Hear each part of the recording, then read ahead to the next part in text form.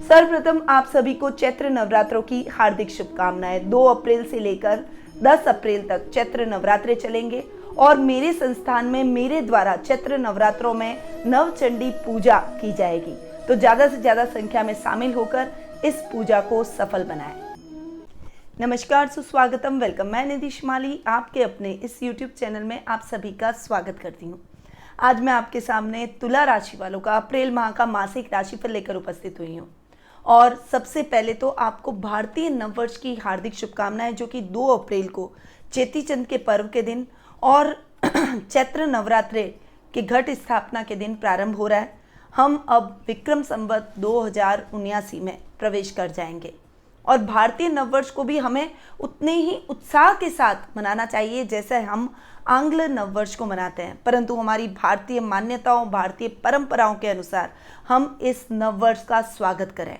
यानी चैत्र नवरात्रि प्रारंभ हो रहे तो घट स्थापना हम करेंगे, देवी दुर्गा की पूजा आराधना करेंगे, परंतु उसके साथ साथ आप अपने इष्ट देव को याद कर सकते हैं। पूजन, हवन, धार्मिक अनुष्ठान के माध्यम से ईश्वर का, प्रभु का धन्यवाद कर सकते हैं और आने वाले वर्ष की मंगल कामना उनके लिए, उनके साथ में कर सकते हैं, प्रार्थना कर सकते हैं कि नया वर्ष आपके लिए सुख, सौभाग्य और समृद्धि लेकर आए।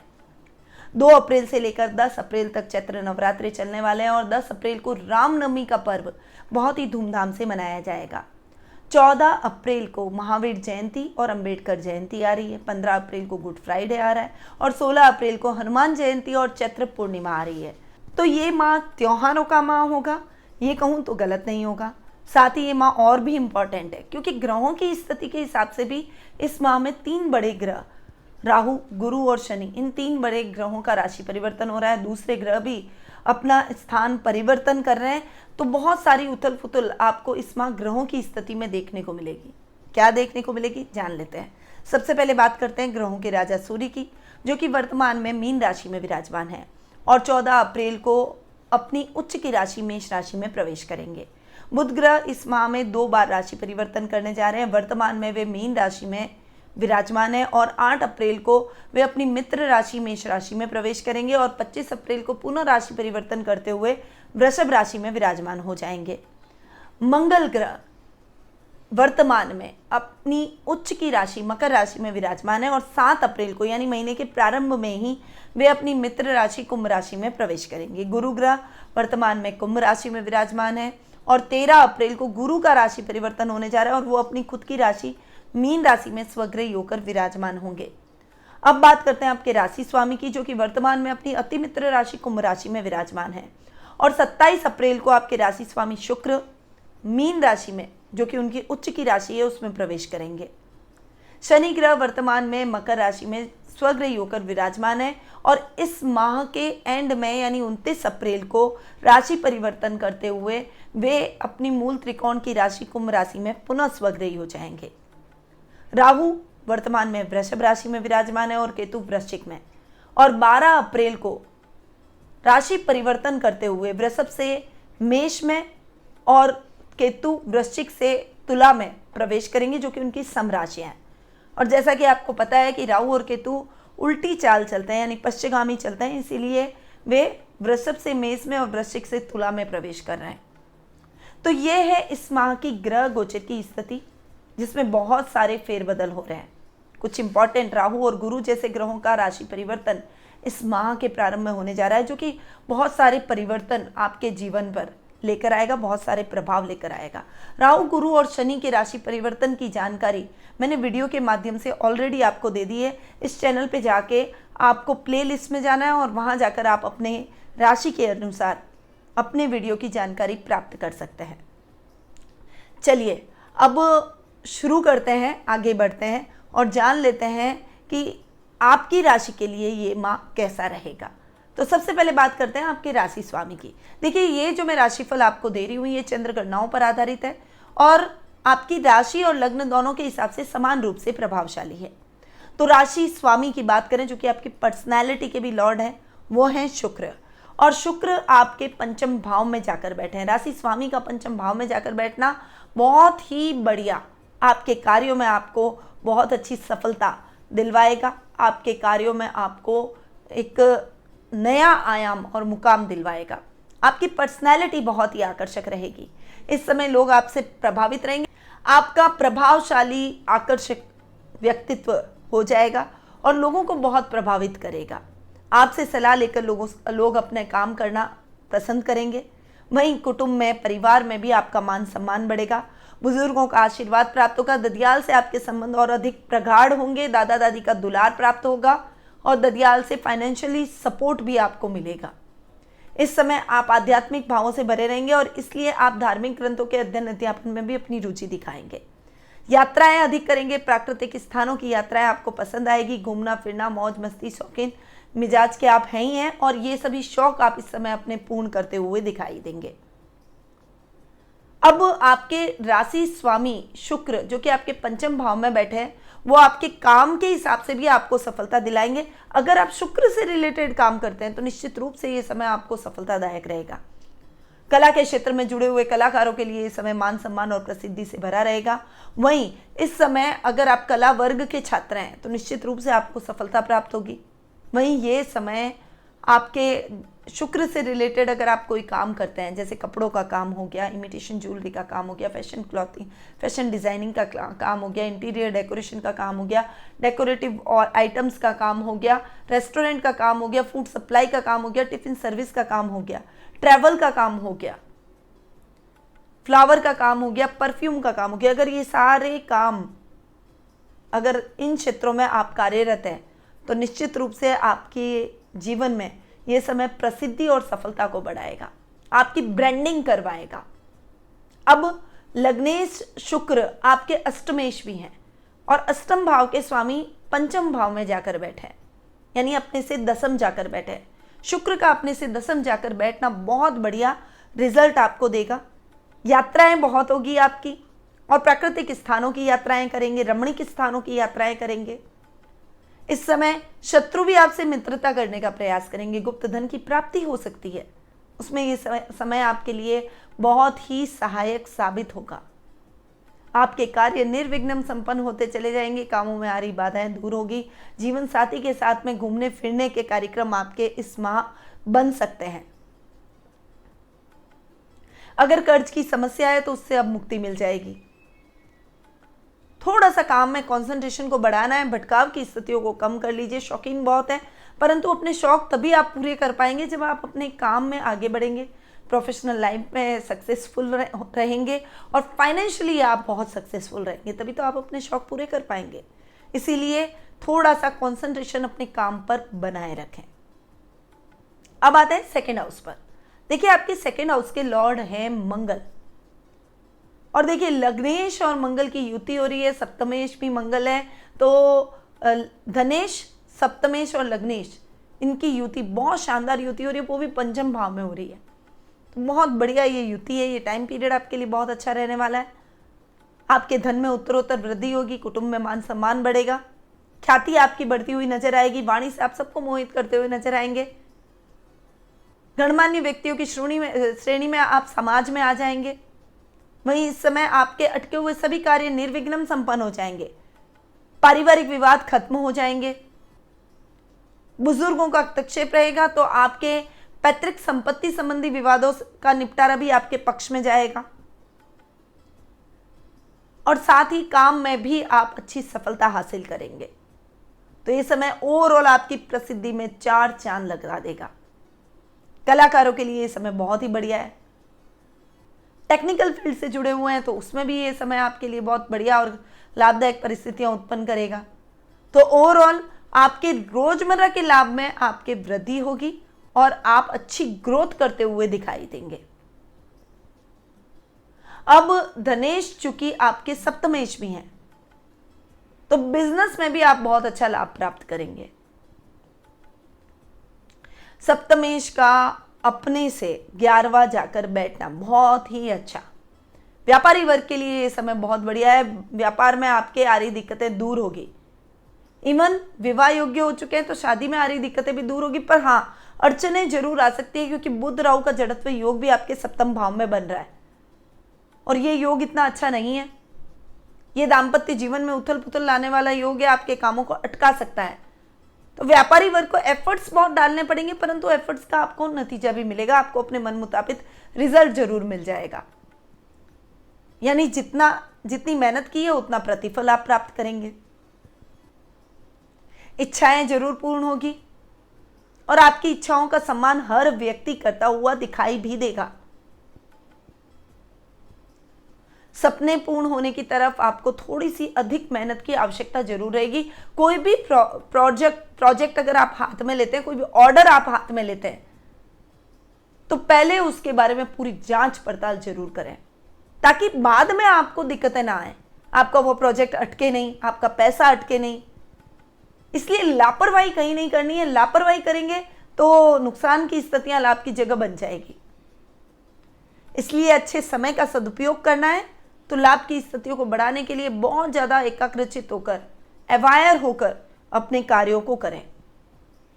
आपकी कोई खोई हुई वस्तु आपको पुनः प्राप्त हो जाएगी, जिससे आपके मन में प्रसन्नता के भाव उत्पन्न होंगे। दाम्पत्य जीवन का भी ये घर माना जाता है, सप्तम भाव। तो थोड़ा सा एक दूसरे के साथ अंडरस्टैंडिंग जरूर बनाए रखें। लव रिलेशनशिप में भी ईगो को ना लाएं, मैं ना करें, क्योंकि मैं व्यक्ति को खत्म कर देता है, किसी भी रिश्ते को भी खत्म कर देता है। और प्यार के रिश्ते में तो मैं आना ही नहीं चाहिए। इसलिए मैं से ऊपर उठकर एक दूसरे के प्रति डिवोटी होइए। लव रिलेशनशिप में अगर आप एक दूसरे के कैरियर में हेल्प करेंगे तो निश्चित रूप से दोनों के कैरियर सेट हो जाएंगे। अब आते हैं तृतीय स्थान पर। देखिए, तृतीय भाव के स्वामी हैं गुरु, जो कि षष्ठम भाव में स्वग्रही होकर बैठ रहे हैं। गुरु का षष्ठम भाव में स्वग्रही होकर बैठना आपके रोगों को थोड़ा ठीक करेगा, इस घर को थोड़ा ठीक करेगा, क्योंकि गुरु अपने ही घर में बैठे और साथ में तृतीय स्थान के स्वामी हैं, पर थोड़ा सा इस स्थान को प्रभावित कर सकते हैं। जैसे रिजल्ट मिलने चाहिए ना, क्योंकि षष्ठम भाव में बैठे हैं, हालांकि गुरु अपने ही घर में बैठे हैं, इसलिए नुकसान की स्थितियां नहीं लाएंगे, तो थोड़ा सा 50-50 सिचुएशन रहेगी। पराक्रम को सही दिशा में इस्तेमाल करेंगे तो निश्चित रूप से लाभ पाएंगे। आपकी मन की इच्छाएं इस समय पूर्ण होगी। हॉबी को थोड़ा सा समय देंगे। कला के क्षेत्र में अगर जुड़े हुए हैं तो निश्चित रूप से ये समय आपके लिए बहुत ही अच्छा रहने वाला है, प्रभावशाली रहने वाला है। अगर आप लेखनी का कोई काम करते हैं, साहित्यकार हैं, लेखक हैं, तो निश्चित रूप से इस समय आपकी प्रसिद्धि में 4 चांद लग जाएंगे। राजनीति में अटके हुए सभी काम निर्विघ्न संपन्न हो जाएंगे और सामाजिक मान सम्मान, यश, कीर्ति में वृद्धि होगी। भाई बहनों के साथ बॉन्डिंग और अधिक बेहतर होगी। वहीं रोग भाव के स्वामी का अपने ही घर में बैठ जाना आपके रोगों में कमी लेकर आएगा। यदि आप थायराइड की प्रॉब्लम से गुजर रहे हैं या सर्दी जुकाम की प्रॉब्लम लगातार आपको रहती है, पेट से संबंधित समस्याओं से ग्रसित हैं या त्वचा से संबंधित समस्याओं से परेशान हैं, तो निश्चित रूप से ये समय आपके लिए कल्याणकारी रिजल्ट लेकर आएगा। स्वास्थ्य में आपको सुधार नजर आएगा। थोड़ा सा खान पान को बैलेंस रखें, तली गुली चीजों से परहेज करें, कोलेस्ट्रॉल से थोड़ा सा आपको संभल कर रहना है, उसको बढ़ने नहीं देना है। इस समय आपको नियमित रूप से योगा, मेडिटेशन, प्राणायाम से जुड़ना चाहिए, ताकि आप अपने वजन को भी कंट्रोल कर सकें और बीमारियों से भी छुटकारा पा सकें। अब अगर गलत मित्रों की संगति है तो वो खत्म हो जाएगी, गलत आदत है तो छूट जाएगी। रुपए पैसे से संबंधित कार्यों में सफलता हासिल करेंगे और विरोधी पक्ष चाहे कितना भी आपके कार्यों में व्यवधान डालने का प्रयास करे, आप सफलता निश्चित रूप से हासिल करेंगे। आपके विरोधी अपने आप ही हार जाएंगे। तो गुरु के बहुत ही अच्छे रिजल्ट आपको इस समय देखने को मिलेंगे। कर्ज की स्थितियों से भी आपको मुक्ति मिल जाएगी, क्योंकि रोग, ऋण, रिपु का ये स्थान माना जाता है, तो ऋण से मुक्ति आपको निश्चित रूप से मिल जाएगी। अब आते हैं सुख स्थान पर। देखिए, सुखेश शनि आपके पंचमेश भी है, आपकी कुंडली के योग कारक ग्रह हैं, क्योंकि एक केंद्र और एक त्रिकोण के स्वामी हैं और केंद्र स्थान में शश नामक महापुरुष योग बनाकर बैठे। आर्थिक स्थिति बहुत ही साउंड और अच्छी रहने वाली है। घर परिवार के साथ एक बॉन्डिंग शानदार रहेगी, मां के साथ तो सबसे अच्छी, और उनकी वजह से आपका सामाजिक मान सम्मान और अधिक बढ़ेगा। प्रॉपर्टी इस समय आप बनाते चले जाएंगे। अगर आपको शनि की महादशा अंतरदशा चल रही है, निश्चित रूप से प्रॉपर्टी खरीदने के बेचने के योग बनेंगे। और अगर बेचान या खरीद में यानी क्रय या विक्रय में प्रॉब्लम आ रही है तो वो भी सॉल्व हो जाएगी। नए घर का सपना अगर आपका है, घर बदलने का सपना आपका है, तो निश्चित रूप से वो भी पूरा होगा।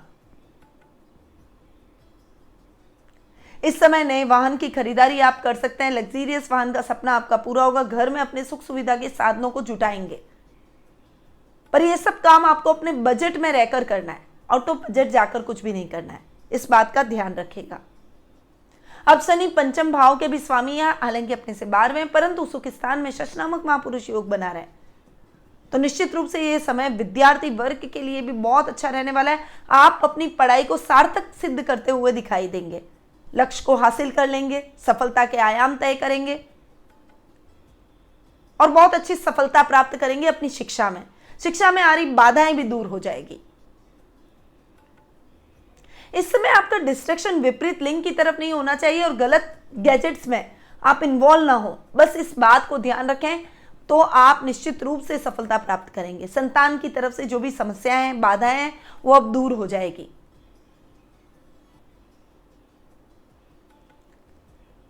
इस समय चाइल्ड प्लानिंग अगर आप कर रहे हैं तो थोड़ी सी दिक्कत आ सकती है, परंतु प्रयास करेंगे तो निश्चित रूप से सफलता प्राप्त करेंगे।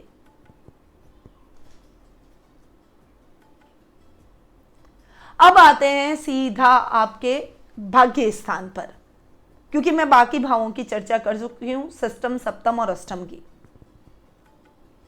तो भाग्य स्थान के स्वामी हैं बुध, जो कि आपके 12th हाउस यानी खर्च भाव के भी स्वामी हैं, और बुध सप्तम में जाकर बैठे हैं। देखिए, भाग्येश का अपने से 11वां जाकर बैठना बहुत ही बढ़िया, आपके भाग्य को प्रबल करेगा, आपके कार्यों को निर्विघ्न संपन्न करेगा, अटके हुए कार्यों को संपन्न करवाएगा।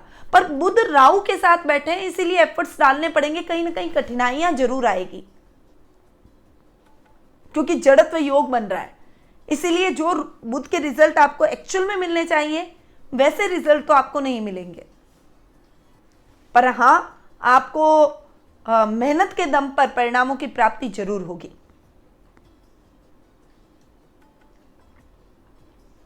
इस समय धर्म कर्म के कार्यों से आप जुड़ेंगे। परिवार के साथ में धार्मिक स्थलों की यात्राएं हो सकती है, या फिर घर में कोई धार्मिक अनुष्ठान हो सकता है।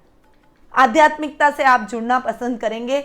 वहीं जन कल्याण के कार्यों में भी आपका मन अधिक लगेगा, जिससे आपका सामाजिक मान सम्मान बढ़ेगा।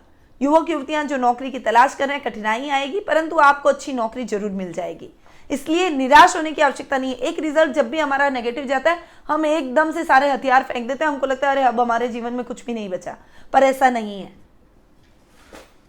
जीवन कभी भी खत्म नहीं होता और एक बात पर जीवन टिका नहीं रहता। एक काम में असफलता मिली तो क्या दूसरे काम में सफलता जरूर प्राप्त होगी। इसीलिए अपने कॉन्फिडेंस को बनाए रखें और उसको लूज ना होने दें। शेयर मार्केट, लॉटरी में इन्वेस्टमेंट आपके लिए लाभदायक है, परंतु लॉन्ग टर्म इन्वेस्टमेंट करें और सोच समझकर इन्वेस्टमेंट करें। बहुत ज्यादा एक साथ पैसा ना लगाएं, थोड़ा थोड़ा पैसा लगाएं। एक साथ इन्वेस्टमेंट कर देना आपके लिए नुकसानदायक हो सकता है। अब बुध आपके भाग्येश के साथ साथ खर्च भाव के भी स्वामी और सप्तम में जाकर बैठे हैं। थोड़ा सा खर्चों को नियंत्रित करेंगे, पर लाइफ पार्टनर को खर्चों से थोड़ा सा बचना है, बचने के लिए बोलना है, थोड़ा सा टोकना है आपको। ऐसा नहीं वो नाराज हो जाएंगे मैं कैसे टोकूं, ऐसा नहीं करना है। थोड़ा सा संभल कर खर्च करेंगे, ऑर्गेनाइज वे में चलेंगे तो दिक्कतें नहीं आएगी। इस समय आर्थिक लाभ की संभावनाएं आपको बन रही है और विदेशों से बहुत अच्छा फायदा मिलेगा। अगर आपने जीवन साथी के नाम से कोई इन्वेस्टमेंट कर रखा है तो निश्चित रूप से आपको फायदा मिलेगा। वर्क प्लेस पर थोड़ा सा संभल कर रखें, अपने सहकर्मियों के साथ तालमेल बनाकर चलें। सेल्फिश होने की जरूरत नहीं है, अकेले कार्य करने की प्रवृत्ति को छोड़ दें, तो निश्चित रूप से आपके अधिकारी आप पर प्रसन्न रहेंगे, वरना आपको उनकी डांट का सामना करना पड़ सकता है। रिस्की और गलत कार्यों में थोड़ा सा पैसा और अपना माइंड खर्च ना करें। ऐसे कार्यों में इन्वेस्टमेंट करने और इन्वॉल्व होने से बचें, वरना कार्रवाई भी हो सकती है, जेल यात्रा भी हो सकती है। अब आते हैं कर्म भाव पर। कर्म भाव के स्वामी हैं चंद्रमा, जो कि काम में कभी कभी उतार चढ़ाव की स्थितियां जरूर लेकर आएंगे, पर ओवरऑल आपका काम सेट चलता रहेगा। पिता के साथ ट्यूनिंग बहुत अच्छी रहेगी, एक आकर्षक व्यक्तित्व आपका उभर कर समाज के सामने आएगा। पिता आपके लिए बहुत सपोर्टिव रहेंगे। सरकारी कार्यों में आ रही बाधाएं दूर हो जाएगी।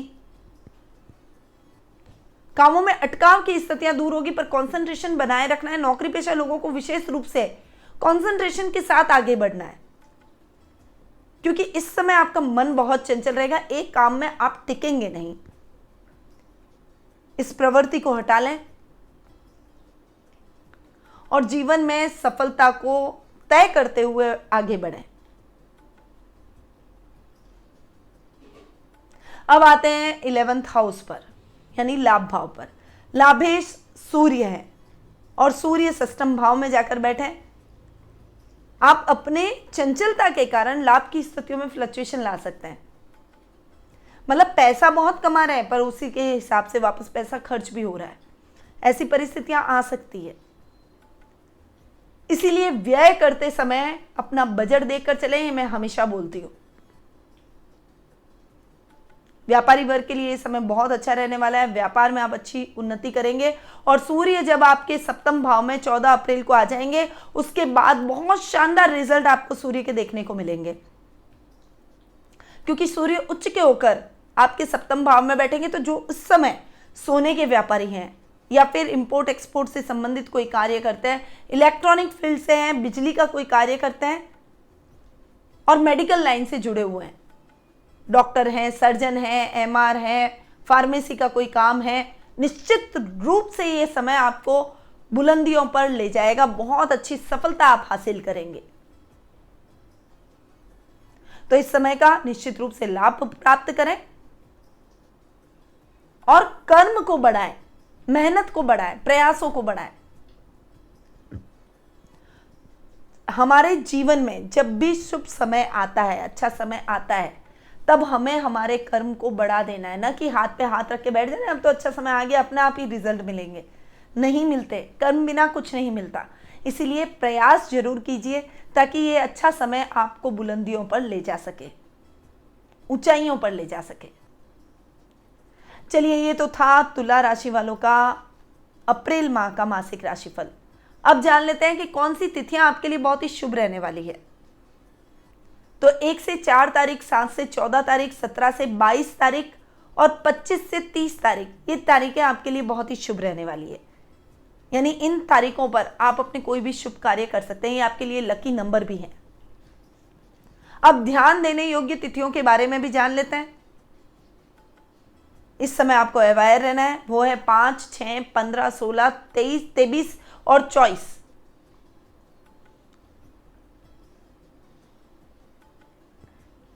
ये तिथियां आपके लिए बहुत ही ध्यान देने योग्य है। इस समय आप थोड़ा सा संभल कर रहे हैं। शुभ रंगों की अगर मैं बात करूं तो सुनहरा कलर, लाल कलर, काला और नीला और भूरा कलर, ये सभी कलर आपके लिए बहुत ही अच्छे और शुभ फलदायक रहेंगे। बात करूं यदि उपायों की, तो इस महीने आपको पीपल के नीचे सरसों के तेल का दीपक जलाना चाहिए। महामृत्युंजय मंत्र का जाप करें। भोले शंकर पर पंचामृत से अभिषेक करें।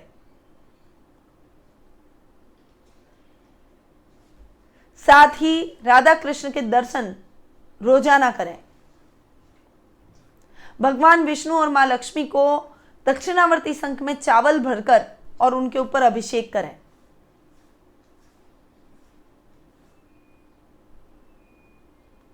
इससे आपके काम बनते चले जाएंगे, कामों में आ रही दिक्कतें दूर होगी। और एक बुध राहु का जड़त्व योग अपने पूजा कक्ष में रखकर उसके नित्य प्रति दर्शन करें। सूर्यास्त के बाद राहु के जाप भी करें।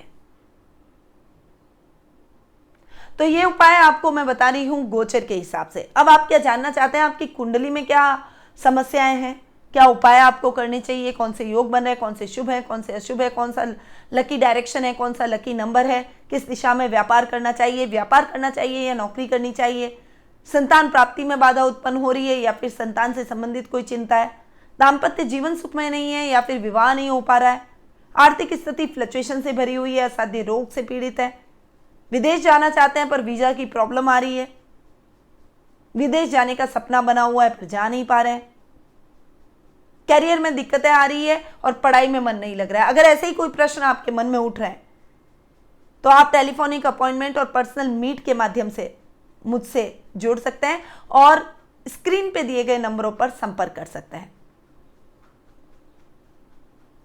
अब अप्रैल माह में चैत्र नवरात्रे आ रहे हैं और चैत्र नवरात्रों में हम हर वर्ष की भांति इस वर्ष भी नवचंडी पूजा का आयोजन कर रहे हैं और ये पूजा मैं आप सभी के लिए और मेरे पूरे परिवार के लिए कर रही हूँ और आप सभी मेरे परिवार के सदस्य हैं।